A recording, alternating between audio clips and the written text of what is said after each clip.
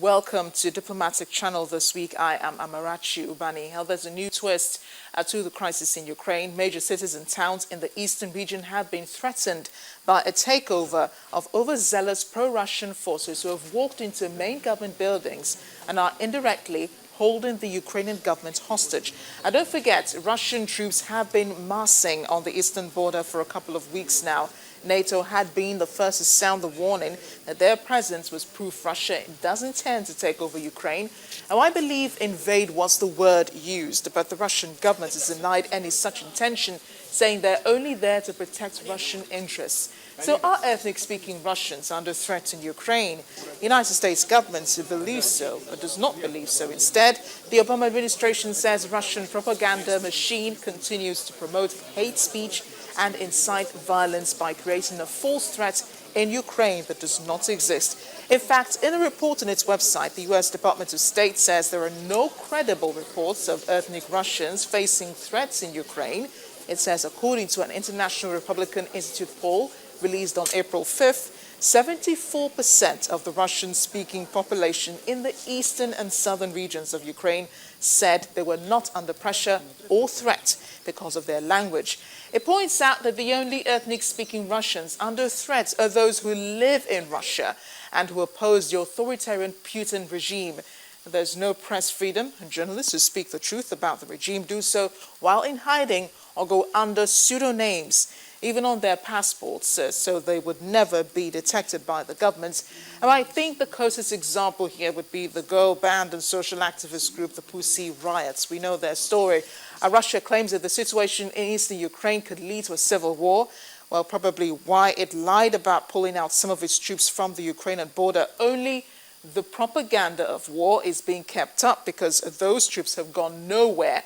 An estimated 35,000 to 40,000 Russian troops remain massed along the Ukrainian border, in addition to approximately 25,000 troops currently in Crimea. In the meantime, the Ukrainian government is already negotiating with several separatists who have taken over government buildings in eastern cities of Luhansk, Sloviansk, and Donetsk. And speaking of Donetsk, it was a couple of weeks ago that a small number of separatists occupied government buildings and declared the People's Republic of Donetsk. The Ukrainian government has had to step in to quell that. And much earlier, I spoke to Professor Isaac Mbachu of the Nigerian Defence Academy on Russia's hand in the crisis in eastern Ukraine.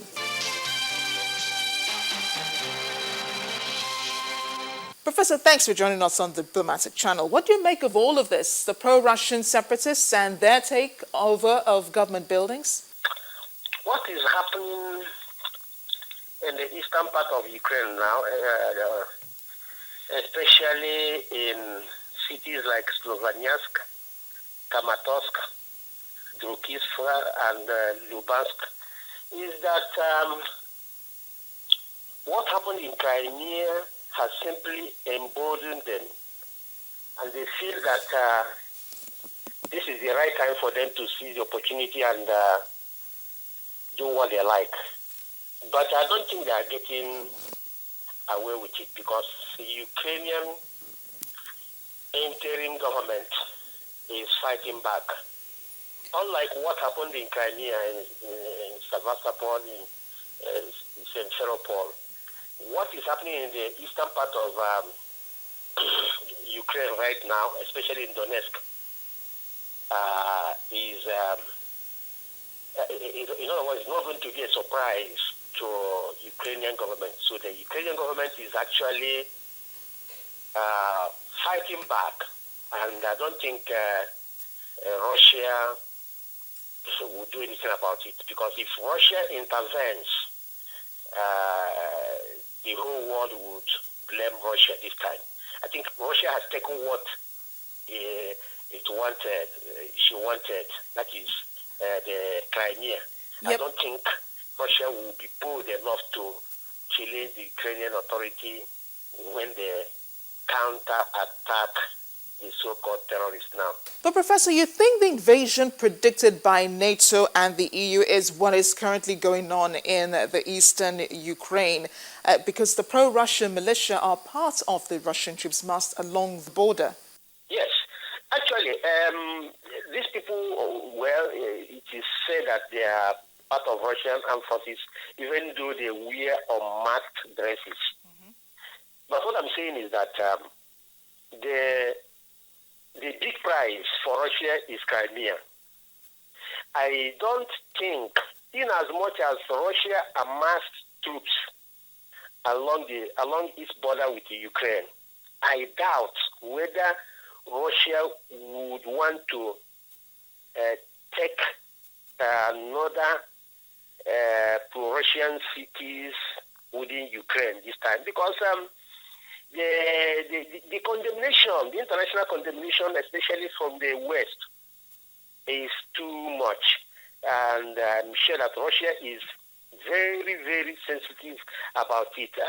I am still trying to figure out, because if Russia should take these cities in the eastern part of Ukraine, it means that Russia could as well tomorrow take part of Baltic states, take part of Moldova, part of other cities that other states that have boundary with Russia.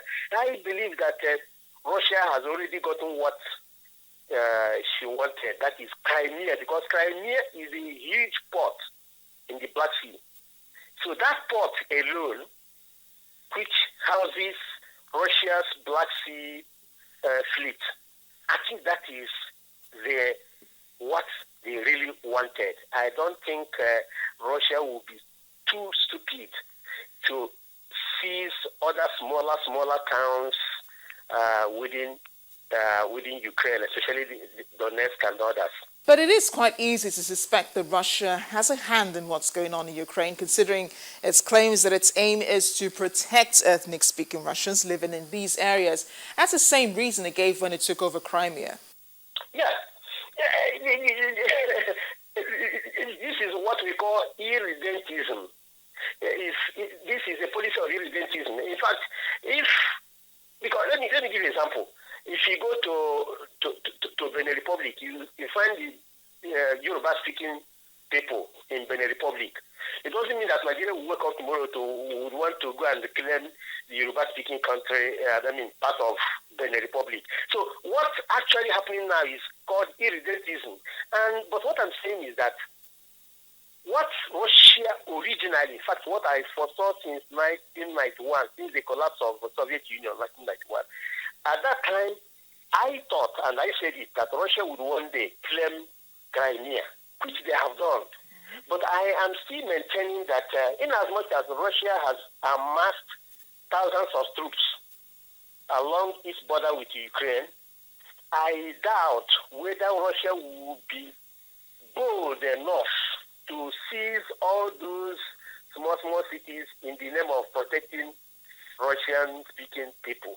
Fine, by amassing troops there, Russia has made a kind of statement telling Ukraine, look, don't treat Russian-speaking people badly. But I don't think outside this statement, don't treat these people badly by placing its troops along the border. I don't think they would be able to, they would want to seize further territories. I doubt it, because the pressure is too much for NATO. They are inviting the wrath of NATO. In as much as NATO would not even go to war with Russia, because Russia is a nuclear power. Russia is a superpower. You can't go to war with a nuclear power like Russia. No, the war will only stop at verbal altercation. And what does NATO do now? I know this is still internal democracy and dynamics playing out, but what does NATO, the EU, and the United States do now? How do they prevent this from escalating? Thank you very much. In fact, the only thing NATO or the West, NATO, that's the military wing of the West, the only thing they could do is to put sanctions. And the sanctions they are going to put, selective sanctions, not to sanction with the gas, no. And the council meetings, expel Russia from G8. But as for placing their troops on the ground, that one is less than 1%.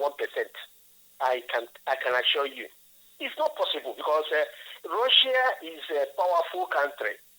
Militarily, And above all, the superpower with a nuclear power to unleash. Nobody will try.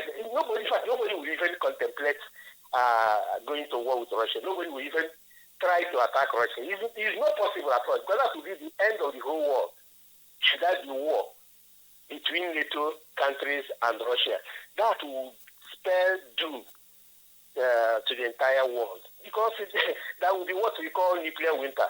For 6 months, there will never be sun anywhere in the world if they unleash their nuclear potentials. So, outright war between Russia and NATO is completely ruled out. In fact, it's less than 1%, less than 0.1%.